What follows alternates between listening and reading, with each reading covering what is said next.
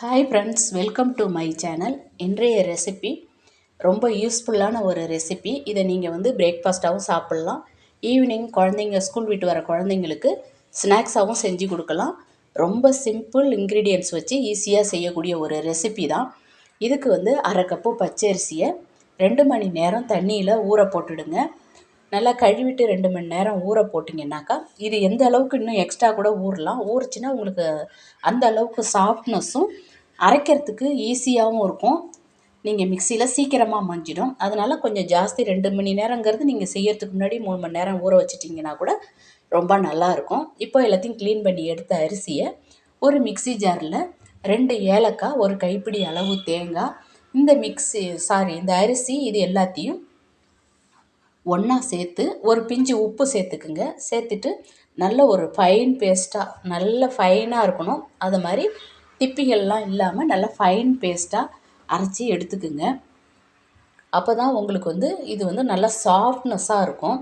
இப்போ அரைச்ச மாவை ஒரு பவுலில் சேர்த்துட்டு இந்த மாதிரி நல்லா ஃபைன் பேஸ்ட்டாக இருக்கணும். அரைச்ச மாவை நீங்கள் இப்போ பவுலில் சேர்த்துட்டு ஒரு அரை டீஸ்பூன் அளவு பேக்கிங் சோடா சேர்த்துக்குங்க.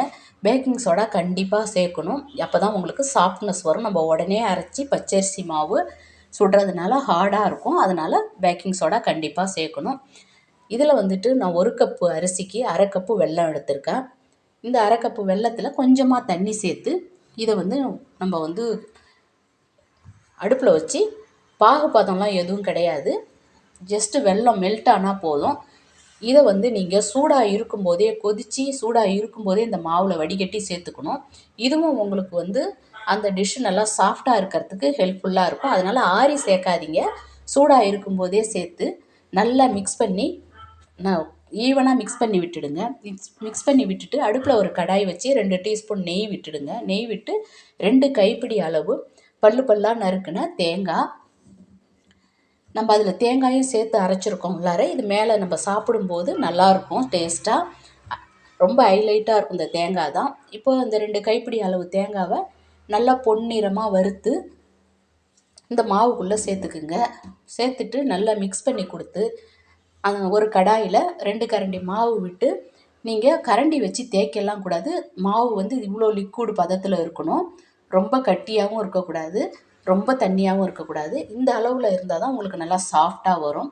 இப்போ அதை ஊற்றிட்டு அடுப்பில் சிம்மில் வச்சுடுங்க. மூடி போட்டு சிம்மிலே வச்சுடுங்க. ஏன்னா இது நம்ம வெல்லம் சேர்த்து செய்யறதுனால சீக்கிரமாக அடியில் கரிஞ்சிடும். அதனால் தீயை சிம்மில் வச்சு மேலே ஒரு மூடி போட்டு இந்தமாரி குக் பண்ணி எடுத்திங்கன்னா நல்லா சூப்பராக டேஸ்ட்டாக ரொம்ப சாஃப்டாக இருக்கும். நம்ம வழக்கமாக இட்லி தோசைலாம் செஞ்சு ஒரு நாளைக்கு வித்தியாசமாக செய்யணும். சேம் டைம் நம்ம மாவு அரைச்சி போடலை, என்ன டிஃபன் செய்கிறது, இந்த மாதிரி சுச்சுவேஷனில் நீங்கள் இந்த மாதிரி ட்ரை பண்ணிக்கலாம். ஒரு நாளைக்கு ரொம்ப நல்லாயிருக்கும். இதை நீங்கள் காலையில் பிரேக்ஃபாஸ்ட்டாக சாப்பிட்டாலும் ரொம்ப நல்லாயிருக்கும். ஈவினிங் குழந்தைங்களுக்கு ஸ்நாக்ஸாகவும் செஞ்சு கொடுக்கலாம். மாற்றி ஏதாவது செஞ்சு கொடுக்கணும் அப்படின்னு யோசிச்சிங்க, இல்லை டிஃப்ரெண்ட்டாக ஏதாவது சாப்பிட்ணும் அப்படின்னு யோசிச்சிங்கன்னா கண்டிப்பாக இந்த டிஷ்ஷை மிஸ் பண்ணாமல் ட்ரை பண்ணி பாருங்கள். ரொம்ப நல்லாயிருக்கும்.